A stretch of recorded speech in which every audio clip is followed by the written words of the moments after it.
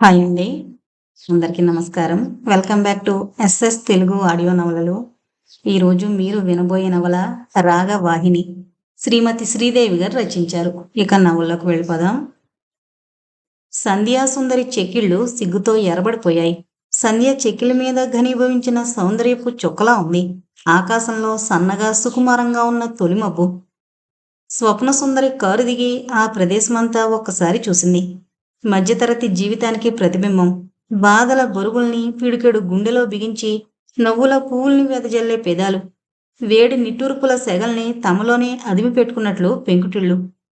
Car దిగి ఒక పెంకుటింట్లోకి ప్రవేశించింది. లోపల నుంచి మధు స్వరం మృదు మధురంగా వినవస్తోంది. ఆ స్వరం మాధుర్యానికి, భాషలోని లాలిత్యానికి, భావంలోని ఔన్నత్యానికి ఆమె శరీరం జల తరంగిణ్లా జలధరించింది. కన్నులు అరమొడుపులై స్వప్నలోక ద్వారాలు సున్నితంగా తెరుచుకుంటున్నాయి. "ఉమ్, ఇక్కడే పరధ్యానమా? లోపలికి నడవండి." వెంటొచ్చిన మైథిలి హెచ్చరించడంతో మెల్లగా కళ్ళు విప్పి చూసింది. ఏదో లోకంలో నుంచి వచ్చినట్లు. "అబ్బా స్వప్న, కదులు తల్లి. నీకు ఈ పేరు ఎవరు పెట్టారో గాని అడుగడుగునా సార్థకత చేకూరుస్తున్నావు." పెదవులు మందహాసంతో విచ్చుకోగా ఎగసిపడే పెదవిని అణిచిపెడుతూ ముందుకు కదిలింది. గానం మాధుర్యాన్ని స్వప్న దేవత సాక్షాత్కరించినట్లు అతని ఆనందం హృదయం పట్టలేదు.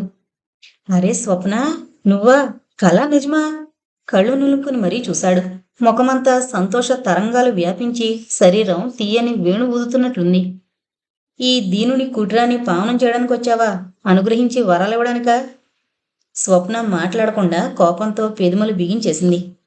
"మహాశయ, రాణిగారు మాట్లాడరు. కోపం బాగా వచ్చేసింది. తర్వాత మీ ఇష్టం." మైథిలి మాటలకి మధుసూదనం హాయిగా నవ్వేశాడు. "ఇంతకీ కోపకారణం బయ్యేది?" అన్నాడు చేతులు కట్టుకుని నాటక ఫకీలో. "చాలండి నటనలు. తెలుసు కూడా తెలియనట్లు. మీ ఆరోగ్యం గురించి తెలుసుకునే అర్హత కూడా నాకు లేదా?" ఆ స్వరంలో నిష్ఠూరత అతని గుండెని సూటిగా తాకింది. "సారీ స్వప్న, అదే తగ్గిపోతుందనుకున్నాను. లేకపోతే ఈ అందాల సుందరి చేత సపర్యలు చేయించుకోవడం, ఈ జ్వరం 10 రోజుల దాకా తగ్గనివ్వకు భగవంతుడా." భక్తిగా కళ్ళు మూసుకుని చేతులు జోడించి ప్రార్థించి కళ్ళు తెరిచి అల్లరిగా నవ్వాడు.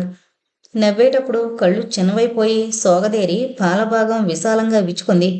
ఉంగరాల జుత్తు నుదుటి మీద నుంచి మరికాస్త పైకి లేస్తుంది. మనోహరమైన ఆ ముఖాన్నలా చూడడం స్వప్నకో వింత అనుభూతి. ఆ పారవస్యం నుంచి తేరుకుని చటుక్కున ముఖం కోపంగా మరుచుకుంది. "ఈ వేషాలేం కుదరవు. దోషులు శిక్షింపబడుదురు" అంటూ చుట్టూ చూసింది. గదంతా చంద్రవందరగా ఉంది. వంటిల్లు రణరంగంలా ఉంది. మైథిలి, స్వప్న కలిసి ఇల్లంతా నీటిగా సర్దేశారు. వాళ్ళు చూపిస్తున్న ఆత్మీయత, మాధుర్యానికి మధు హృదయం విపరీతంగా స్పందించింది. కళ్ళల్లో నీటి పొరలు సన్నగా కదలాడాయి. ఆ నీటి పొరల వెనక సన్నని నీలి నీడల్లో స్మృతుల విహంగాలు రెక్కలు విప్పుకున్నాయి. మనసంతా ఆవేదనతో బరువెక్కిపోయింది. అన్నీ ఉన్నవారికి బాల్యం ఆనంద ఉద్యానవనమైతే ఏమీ లేని అనాథకి బాల్యంలో భవిష్యత్తు మహాశూన్యంగా కనిపిస్తుంది.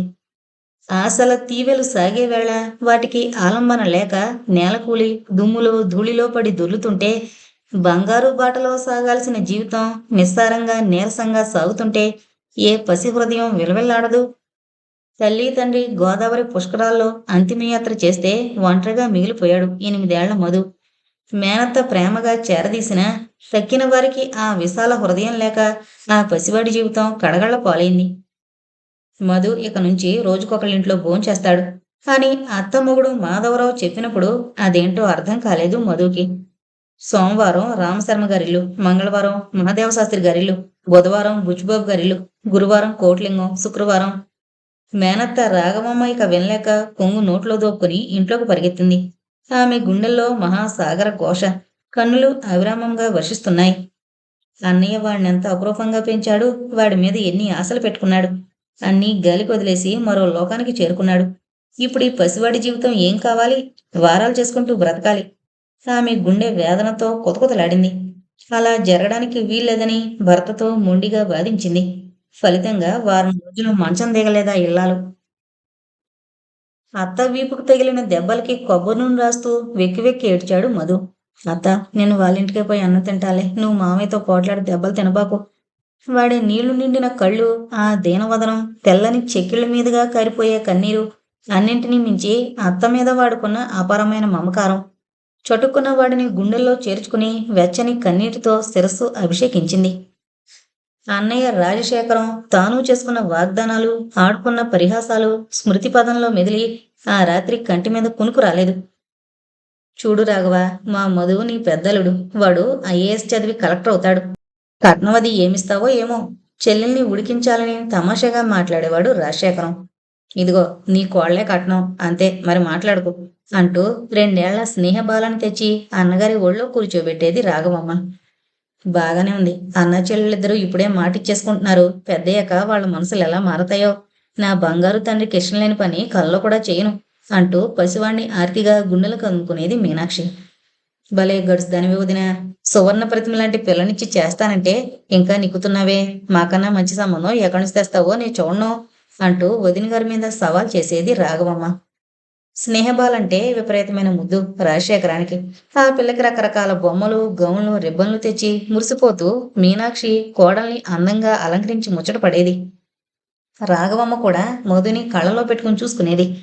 తల్లి తండ్రి పోయిన దగ్గర నుంచి తనని అపురూపంగా చూసుకున్న అన్నగారంటే ఆమె గుండెలు ఆత్మీయతతో వింతగా స్పందించేవి. అన్నా వదిన పోవడం, మధు అనాథ కావడం, భర్త నిరంకుశ ప్రవర్తన, రాఘవమ్మ మనసు విపరీతంగా చలించిపోయింది. అహర్నిశలు మేనల్లుడి భవిష్యత్తు గురించి భర్త నిరాదరణ తలుచుకుని దాదాపు పిచ్చిదే అయిపోయింది. మధు మాత్రం తన తెలివితేటలతో, ఓదార్పు మాటలతో అత్తమొహంలో వెన్నెల కాయించాలని చూసేవాడు. అమావాస్య చీకట్లో మెరిసి మెరవని చంద్రరేఖలా ఉదయించే అత్త చిరునవ్వు చూసి ఆనందంతో పొంగిపోయేదా పసి హృదయం. చిన్నారి స్నేహబాలకి కొత్త గౌన్లు కుట్టించినప్పుడు తనకి కుట్టించకపోవడం, మిఠాయిలు తెచ్చి చాటుగా ఆ పిల్లకి పెట్టి తనకి ఉత్తచేయి చూపించడం, ఇంట్లో మామయ్య ప్రవర్తన మారిపోవడం చూసి మధుకి క్రమక్రమంగా అర్థమవసాగింది. ఇంత నిరాశమయ వాతావరణంలో కూడా అత్త చూపే అవ్యాజ్యమైన ప్రేమానురాగాలు ఆ పసి హృదయాన్ని కదిలించేశాయి. స్కూల్లో వాతావరణం ఆశాజనకంగా ఉండేది ఆ బాధ పరితప్త హృదయానికి. ప్రతిభా సంపదని వెదజల్లే విశాల నయనాలు, ప్రపంచంలోని తెలివినంత నాదే సుమా అన్నట్లుండే పాలభాగం, పట్టుదల, దీక్ష, ఇవే నా లక్ష్యం అన్నట్లుండే దీర్ఘనాసిక, ఎవరినైనా ఇట్టే ఆకర్షించే రూపం, చురుకుదనం. ప్రతి టీచరు అభిమానానికి పాత్రుడయ్యేవాడు మధు. ఏవండోయ్ కవిగారు, అప్పుడే ఊహాలోకాల్లోకి ఎగిరిపోయారు. హతోస్మి. ఆ గగన సౌదాలు వీడి ఈ భూమిలోకి పాదం మోపండి మహాశయ్య. స్వప్న చెయ్యి పట్టి ఊపడంతో ఈ లోకంలోకి వచ్చాడు మధు. ఓ సారీ స్వప్న. నిన్ను చూస్తుంటే నాకు దూరంగా పారిపోయిన ఆత్మీయత ఏదో నన్ను వెతుక్కుంటూ వచ్చినట్లుంటుంది. ఓ, ఇల్లంతా ఒక కొలికి తెచ్చినట్లున్నారే. స్వప్న, నీకెందుకీ శ్రమ? ఆమె కళ్ళల్లోకి ఆర్తిగా చూశాడు. ఎందుకంటే ఈ మహాకవి గారితో స్నేహం చేసినందుకు, సరేనా? స్నేహప్రియంగా నవ్వేసింది. ఇవాళ నీ చేతి వంట రుచి చూసే ప్రాప్తం ఈరోజు నువ్వు చేశావు. రోజు ఎవరు చేస్తారు? తిండం ఆపేసి ఎటో చూస్తూ ప్రశ్నించాడు. ఆ ప్రశ్నకి సమాధానం చెప్పలేని దానిలా ఏదో పుస్తకంలోకి శ్రద్ధగా చూస్తోంది. రాకరాక మీరు మా ఇంటికొస్తే ఇది ఆదరణ. కొంగు నడుం చుట్టూ దోపి ఇల్లంతా చకచకా తిరుగుతూ పనిచేసే స్వప్నని చూస్తే మరొక దృశ్యం మనసులో మెదిలింది. ఇంటి దగ్గర మహారాణిలా కూర్చుని నౌకర్ల చేత పనులు చేయించే ఆమె అచ్చు గృహిణిలా అన్ని పనులు చక్కబెట్టేస్తుంటే ఆశ్చర్యపోయింది మైథిలి. స్నేహితురాలిలా చూడడం ఆమెకి వింతగా ఉంది, వినోదంగా అనిపించింది. భోజనాలు ముగిశాక ఇక మీరు అనవసరపు ఆలోచనలు మాని హాయిగా విశ్రాంతి తీసుకోండి అంది లాలనగా కన్నుల్లోకి చూస్తూ. స్వప్న, ఇలారా, ఇటు చూడు. ఆ షెల్ఫ్ మీదున్న సీసాలో టాబ్లెట్స్ ఉన్నాయి. టాబ్లెట్స్ వేసుకుని ఆమె తెచ్చిన మంచినీళ్లు తాగాడు. ఇంకా ఏంటన్నట్లు చూస్తున్నాయి ఆమె కళ్ళు. మరిచిపోయావా అన్నట్లున్నాయి అతని చూపులు. చూసావా, దుప్పటి కప్పడం మరిచిపోయావు. చిన్నపిల్లాళ్లా చూశాడు. ఇది మరీ బావుంది. చిలిపిగా విసుక్కుంటూ దుప్పటి కంఠం దాకా కప్పి ఇంకా చాలా జోలపాటు కూడా పాడాలా? అతని కళ్ళల్లోకి వింత వెలుగు పాకుతూ వచ్చింది. పెదవులు మెల్లగా విచ్చుకున్నాయి. మైథిలి ఉంది గాని లేకపోతే హాయిగా నీ ఒళ్ళో పడుకుని నిద్రపోయేవాణ్ణి రహస్యంగా అన్నాడు. అబ్బా, కోరికలకేం కొదవలేదు. మెల్లగా నవ్వుకుంటూ యువతలకొచ్చింది. కృతజ్ఞతాభారంతో మనసు బరువెక్కింది. ఊహల పల్లకి ఊసులతో నిండిపోయి ఆకలతో అలరించింది. తీయగా ఆలోచిస్తూ మనసు నిద్రలోకి జారిపోయింది చల్లగా. సకల చరాచర జగత్తు గాఢ సుషుప్తిలో మునిగింది. రాగభరిత హృదయాల్లో అనురాగ తరంగాలు ఉవ్వెత్తున లేస్తున్నాయి. అతని మనసంతా ఆమె రూపం, ప్రథమ పరిచయంలోని వింత పులకింత. ఆమె శరీర కాంతిలో స్వర్ణపుంజాలు మెరిసిపోతున్నాయి. ఆ వంపు సొంపుల్లో ఇంద్రధనస్సులు విరిసి కరుగుతున్నాయి. ఆ సోగ కన్నుల్లో శారద యామిని చిందులు వేస్తోంది. ఆదరాల చివర అమృత ప్రవాహం తుంపర్లుగా చిందుతోంది. రసోద్వేగంతో తనూలతిక ఊగిపోతోంది. మధు మనసు మధుమానసమైపోయింది. స్వప్న నృత్యం చూడడం ఒక తీయని అనుభూతి, అద్భుతమైన భావన అన్న మిత్రుడి మాటల్లో అతిశయోక్తి లేదు అనుకున్నాడు. హరివిల్లు విరిసినట్లున్న ఆ లావణ్యం, సౌకుమార్యం, ముగ్ధత్వం, స్నిగ్ధరేఖలు జాలువారుతున్న కపోలాలు అతని హృదయం రస జలదిలో మునకలు వేసింది. రతి మన్మథ నృత్యనాటిక పూర్తి కాగానే తానేదో అమృత భావనా ప్రపంచం నుండి జారిపడ్డట్లు, రతి విలాపం ఘట్టంలో గుండెల్ని కరిగించిన ఆమె అభినయం అడుగు తీసి అడుగు వేస్తుంటే హృదయం పొట్టుదప్పినట్లు, ఏదో మైకం కమ్మినట్లు ఏమీ అపూర్వ అనుభూతి. గ్రీన్ రూంలోకి వెళ్ళి ఆమెను అభినందించాలని ఉత్సాహంగా లేచాడు. అంత దూరంలోనే ఆగిపోయాడు. ఎందరో అభిమానుల మధ్య చుక్కల్లో చంద్రుళ్లా మెరిసిపోతూ ఆమె. మిత్రుడు విశ్వామిత్ర మధు చేయి పట్టి అభిమన్యుళ్ల గుంపుని ఛేదించి ఆమె ముందు నిలబెట్టాడు. కనులు చెదిరే ఆ సౌందర్యాన్ని అంత సమీపంగా చూడడం, ఆ సుకుమారమైన పాదాల్ని తాకాలనిపించింది. వివిధ భావాల్ని ప్రదర్శించే ఆ కనుదోయని అదే పనిగా చూడాలని విశ్వామిత్ర మధుని పరిచయం చేస్తున్నాడు. అవేమీ వినిపించడం లేదు. ఆమె పెదవులు సుతారంగా కదిలించి చిరునవ్వుతో నమస్కరించింది. మధు గుండె లయ తప్పినట్లయింది. సౌందర్యం ధారగా ఆమె మీద కురుస్తున్నట్లు వింత భావన. నడిచినంత మేర వెలుగుదారులు పరుగులు తీస్తున్నాయి. తుహీన చంద్రకిరణాలు చల్లగా వెలుగులు చిమ్ముతున్నాయి. ఆ ప్రథమ సందర్శన అనుభూతి నుంచి తేరుకోకముందే అంకుల్ అంటూ వచ్చింది 8 ఏళ్ల రాధారాణి. పేరు పొందిన లాయర్ లక్ష్మీపతి గారి గారాల పట్టి 4 మగపిల్లల తర్వాత కలిగింది గనుక మరీ అపురూపం.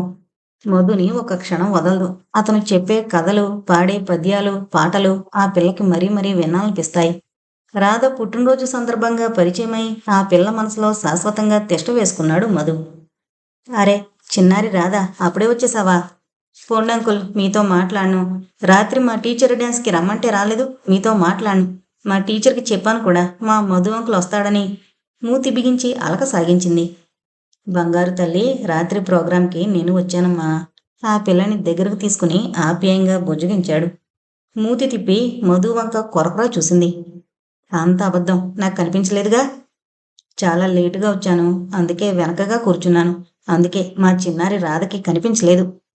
పాలమీగడ తరగల్లాంటి బుగ్గల మీద ముద్దుల వర్షం కురిపించాడు. పో అంకుల్, అసలు ముద్దెందుకు పెట్టుకుంటారు? సాలోచనగా చూసింది. అదే, ఎందుకంటే చక్కగా ఉన్నావు కదా, ముద్దొచ్చింది అందుకని. అయితే చక్కగా ఉన్న వాళ్ళందరినీ ముద్దు పెట్టుకుంటారా? అబ్బే, అందరినీ కాదమ్మా.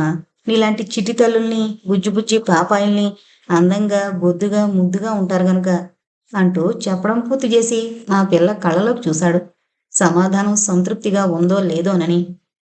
రాధ కొంచెం సేపు ఆలోచన అభినయించింది. అయితే మా స్వప్న టీచర్ని నేను రోజు ముద్దు పెట్టుకుంటా. టీచర్ ముద్దొస్తారు కదా అంకుల్. ఏం చెప్పాలో తోచక తల గోక్కుంటూ ఉండిపోయాడు. చెప్పండి అంకుల్, టీచర్ బాగుంటుంది కదూ అన్నాడు తప్పించుకోలేక. మరి మీరు ముద్దు పెట్టుకుంటారా? ఆరిందలా నడుం మీద చేతులుంచుకుని కళ్ళు గుండ్రంగా తిప్పింది. చ తప్పమ్మా, అలా అనకూడదు. ఇదిగో ఇటు చూడు, నీకోసం కొత్త కథల పుస్తకం తెచ్చాను. తర్వాత చూస్తా గాని అందమైన అమ్మాయిని చూసి కవిత్వం రాస్తారట కదా. మధుకి మతిపోయినట్లయింది. ఇవన్నీ నీకెవరు చెప్పారమ్మా? పెద్దనే చెప్పాడు. తనేమో ఎప్పుడూ వదినకి ఎదురుగా కూర్చుంటాడు.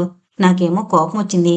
అందుకని అడిగితే మీ వదిన తెల్లగా ఉంటుంది కదా, అందుకే కవిత్వం రాస్తున్నాను అన్నాడు. నిజమేనా అంకుల్? మధుకేం మాట్లాడాలో తోచలేదు. చెప్పండి అంకుల్, నిజానికి అన్నయ్య చేతిలో పెన్ను పేపరు లేవు. అదేదో తనకు అర్థం కాని మిస్టరీలా ఫోజు పెట్టింది. అమ్మ ఇవాళ ఏం టిఫిన్ చేసిందో చెప్పు. భలే ఆకలిగా ఉంది. రాత్రి కూడా అన్నం తినలేదు. అమ్మ భలే టిఫిన్ చేసింది, తెచ్చి పెడతాను గాని రేపు మా టీచర్ని ఇక్కడికి తీసుకొస్తాను. ఎందుకు? తెల్లబోయాడు. అదే అంకుల్, నువ్వు కూడా కవిత్వం రాద్దు గాని. అంకుల్, మా టీచర్ బాగుంటుంది కదా, మరి నన్ను పెట్టుకున్నట్లే ముద్దు పెట్టుకుంటావా? మధుకి దగ్గరగా జరిగి చెవిలో రహస్యంగా అడిగింది. తప్పురాదా, అలా మాట్లాడకూడదు. ఆమె నాకు తెలియదు కదా, అలా చేయకూడదు. ఆమెకి కోపం వస్తుంది. అది సరే గాని ఇలాంటి మాటలు మాట్లాడొచ్చా? తప్పు కదూ. అది కాదంకుల్.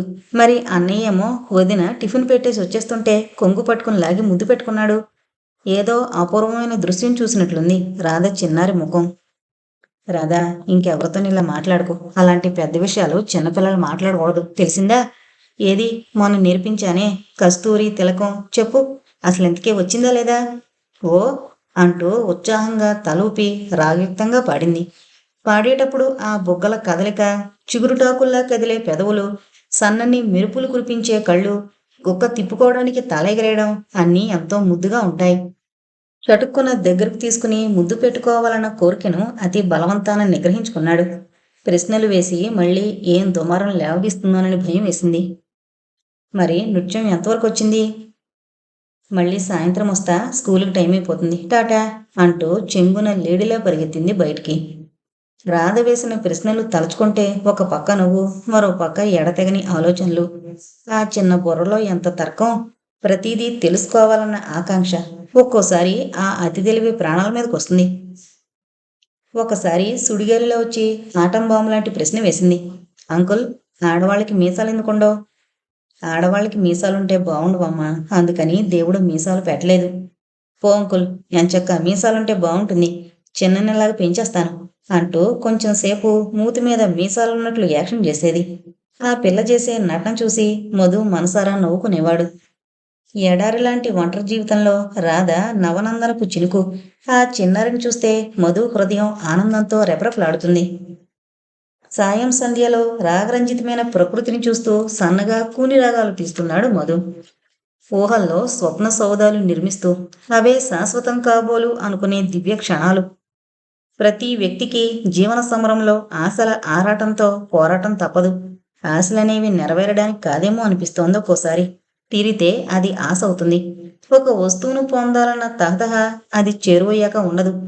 చేరువైన ఆ తహతహ నూతనత్వంలోని వింత గుబాళింపు తగ్గకపోతే అదే జీవిత పరమార్థం.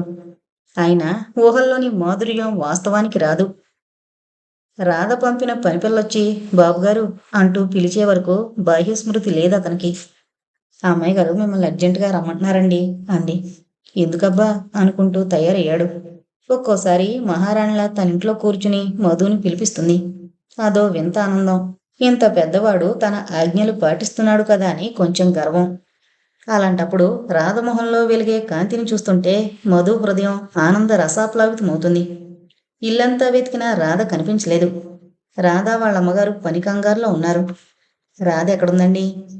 ఏమోనైనా వెతుకు. నీకు కనిపించకుండా దాక్కోవడం, నువ్వు వెతుక్కోవడం మామూలేగా. అలా వెళ్ళి చూడు, తోటలో ఏ చెట్టుకి కూర్చుందో.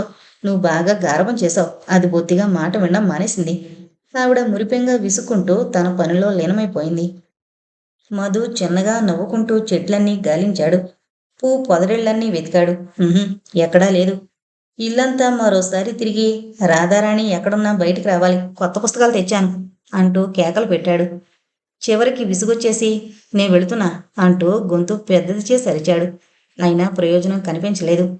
మెల్లగా అడుగులో అడుగు వేసుకుంటూ రాధ గదిలోకొచ్చాడు. అదొక అందాల చిన్నారి లోకం. ఒక పక్క గాజు బీరువాలో అమర్చిన అందమైన బొమ్మలు రకరకాలవి. మరొక పక్క వార్డ్రోబులో రాధవి రకరకాల ఫ్రాకులు, పట్టు పరికిణీలు, రకరకాల ఆట వస్తువులు. ఆ పిల్ల ఏది కోరినా మరో నిమిషంలో రెడీ. మధు గదిలోకి అడుగు పెట్టేవాడల్లా హఠాత్తుగా ఆగిపోయాడు. తలుపు చివర పట్టు పావడ అంచులు కనిపిస్తున్నాయి. అమ్మ దొంగ, ఇక్కడ దాక్కున్నావా అంటూ ఆనందంగా తలుపు రెక్క యువతలకు తీసి రాధని చటుక్కున చేతుల్లోకి తీసుకున్నాడు. వింతగా తగిలిన స్పర్శకి ఉలిక్కి పడ్డాడు. చేతుల్లో ఉన్నది 8 ఏళ్ల చిన్నారి రాధ కాదు, 25 ఏళ్ల నవయవని. ఆమె మొహం సిగ్గుతో కందిపోగా మనోహరంగా ఇబ్బందిగానే కదులుతున్న తనువులతిక. వెన్నెల వెదజల్లే కళ్ళు, పాలరాతి శిల్పంలా ఆమెవరూ? ఒక్క క్షణం మతిపోయినట్లు అనిపించింది. ఆమె శరీరం అతి కోమలంగా తన శరీరానికి దగ్గరగా, పారిజాత సుమసౌరభం లాంటి ఆ శ్వాస పరిమళం. అంకుల్, భలే భలే అంకుల్, నేనే అనుకుని టీచర్ని పట్టుకున్నారు. నన్ను కనుక్కోలేదు, ఓడిపోయారో. రాధ చప్పట్లు కొట్టి నవ్వుతోంది. మధు తప్పు చేసిన వాళ్ళ ఆమెను ఎదిరేశాడు. సారీ, ఏమనుకోవద్దు. మా రాధ అనుకున్నాను. అందులో మీ చీరంచు రాధ పావడాంచు ఒకటిగా ఉండడంతో పొరపడ్డాను. నొచ్చుకుంటున్న అతన్ని చూస్తే ఆమెకు నవ్వాగలేదు. మీరు అంటూ ఆగిపోయింది. ఏదో గుర్తుకొచ్చినట్లు పలకరింపుగా నవ్వింది. టీచర్, మా అంకుల్కి బోలెడు పద్యాలొచ్చు. అంకుల్, టీచర్ మీద కవిత్వం రాయి. ఏమంకుల్, రాస్తావా? మా టీచర్ బాగుంది కదా. నువ్వు నన్నంటావే బంగారు తల్లి అపరంజి బొమ్మ, నీ కళ్ళు కలువ పూలు, నోరు లెక్క పెడతా, బుగ్గలు యాపిల్ పళ్ళు అని. అట్ట రాసి అంకుల్, మా టీచర్ నాకన్నా బాగున్నారు కదా. రాధ అమ్మగారు కాఫీ కప్పులతో రాకపోతే ఆ పిల్ల వాక్ ప్రవాహానికి ఇక అంతుండేది కాదు. గబగబా అక్కడి నుంచి బయటపడి హాయిగా ఊపిరి పీల్చుకున్నాడు. హృదయం అట్టడుగు పొరల్లో నుంచి ఏదో వింత పులకింత మధుర పరిమళంలా గుండెని చుట్టుకుంటోంది. ఆ సంఘటన, పువ్వులాంటి ఆమె స్పర్శ అతని అణువణువులో నవబృందావనం విరియజేసింది. మధు పక్కనే బుద్ధిగా కూర్చుని పార్వతీ కళ్యాణం నృత్యనాటికను శ్రద్ధగా చూస్తోంది చిన్నారి రాధ. గిరిరాజ తనయ మందగమనంతో చేతిలో పూల సజ్జతో రంగప్రవేశం చేసింది. పార్వతిగా ఆమె అలంకరణ పరమ సుకుమారంగా ఉంది. ఎర్రని కలువ మొగ్గలాంటి చేతులు జోడించి పరమశివుణ్ణి భక్తిగా వేడుకుంటోంది. ఆమె ప్రతి కదలికలో ఒక వింత రసస్పందన. కనులు వాల్చితే కలువ పూల తీరు, కన్ను విచ్చితే వెన్నెల సౌరు. ఆమె చూపే ఒక్కో భంగిమలో రసిక హృదయాలు జల్లుమంటున్నాయి.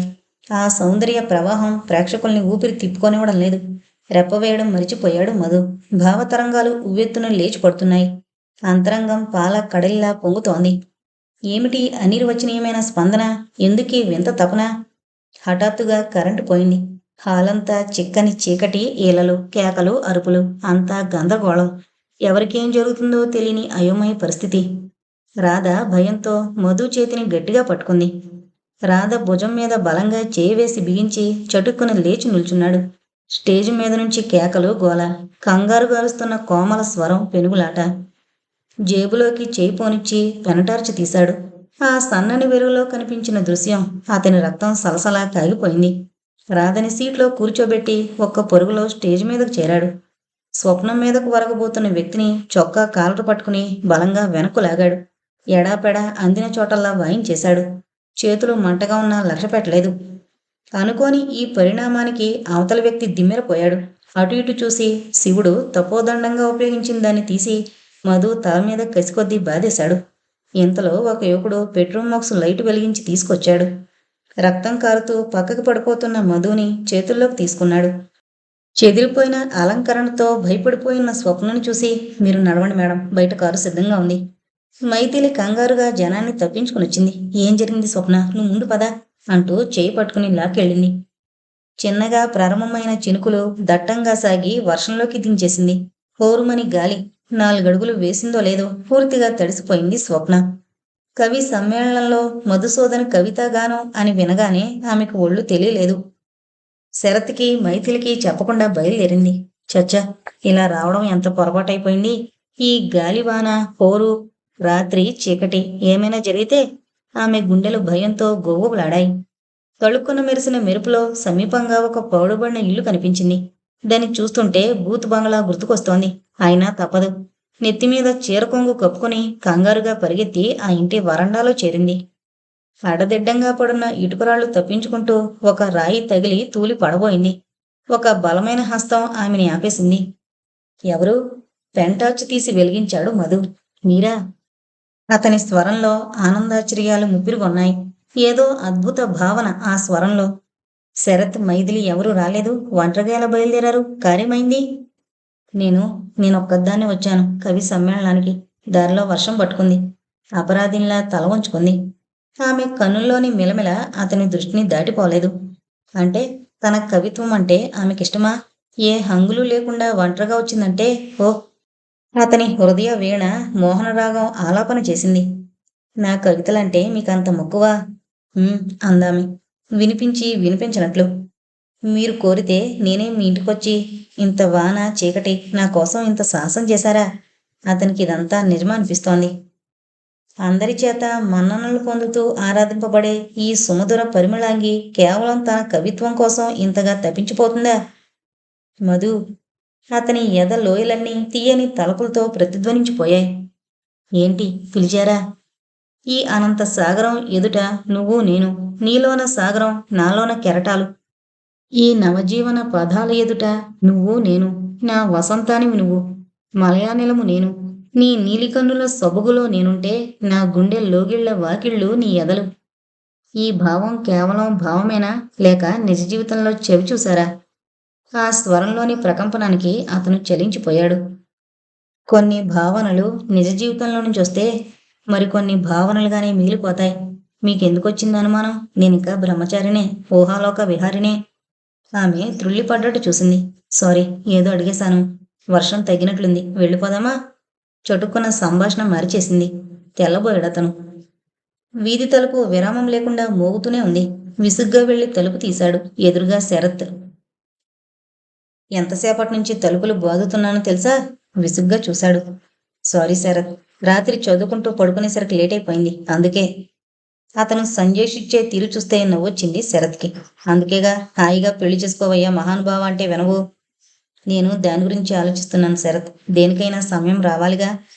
అవును, మీరు కలలు కనే స్వప్నబాల దొరకాలిగా. అయినా ఆ క్వాలిఫికేషన్స్ ఏంటో కాస్త మా చెవిన పడేయకూడదు. ఎక్కడైనా ఉన్నారేమో చూస్తాం. నిజంగా నీకంత అభిలాష ఉందా నా గురించి? ఈరోజు వింతగడుగుతున్నారేం? మీరు, మీ వ్యక్తిత్వం నాకు పూజనీయం. నా హితుడు, మిత్రుడు అన్నీ మీరే. మీరు కోరండి. కొండ మీద కోతినైనా తెస్తానంటావు, అంతేనా? నిండుగా నవ్వాడు. అమ్మమ్మ, కోతిని తెస్తానా? కోమలాంగి కోసం అన్వేషిస్తాను. శరత్, నేనొకటి అడుగుతాను, ఏమనుకోవుగా? అడిగేసేయండి, ఆలస్యమేలా? స్వప్న నీ స్వంత అక్కగారా? స్వప్న ప్రసక్తి రాగానే శరత్ ముఖం అదోలా అయిపోయింది. మళ్ళీ అంతలోనే తనని తాను సంభాళించుకున్నాడు. ఆమె నాకు అక్క కాదు, అమృతమూర్తి. నా జీవితానికో మార్గం చూపిస్తున్న పుణ్యశీల. మాది చాలా దూరపు బంధుత్వం. వరుసకి అక్క, అంతే. అంతకు మించిన ఆత్మీయత, అనుబంధం మా మధ్య. శరత్ కళ్ళల్లో నీళ్లు. ఆ నీళ్లల్లో తళతళలాడే ఆప్యాయత, అనురాగాలు, మమతానుబంధాలు. ఆమె తల్లిదండ్రులు? అందరూ ఒకప్పుడు ఉండేవారు, ఇప్పుడు లేరు. విషాదంగా నవ్వాడు. నా గురించి ఆమె అభిప్రాయం ఏంటి? ఎప్పుడైనా నీకు చెబుతుంటుందా? ఆశగా చూశాడు శరత్ వంక. సాహిత్యం అంటే అక్కకి ప్రాణం, అందుకే మిమ్మల్ని విపరీతంగా ఆరాధిస్తోంది. దానికి రంగులు పూయకండి. శరత్, నీ కంటికి నేనంత అలుపుళ్ళ కనిపిస్తున్నానా? ఛే, అది కాదు నా ఉద్దేశం. ఏదో ఊహించుకుని అలా జరగలేదని బాధపడే కంటే ముందే జాగ్రత్త పడ్డం మంచిదని. నీ ఉద్దేశం? ఆహా, ఏం లేదు, ఏదో మాట్లాడేశాను, క్షమించండి. మధు తెల్లబోయి చూస్తుండగానే శరత్ ఇల్లు దాటి వెళ్ళిపోయాడు.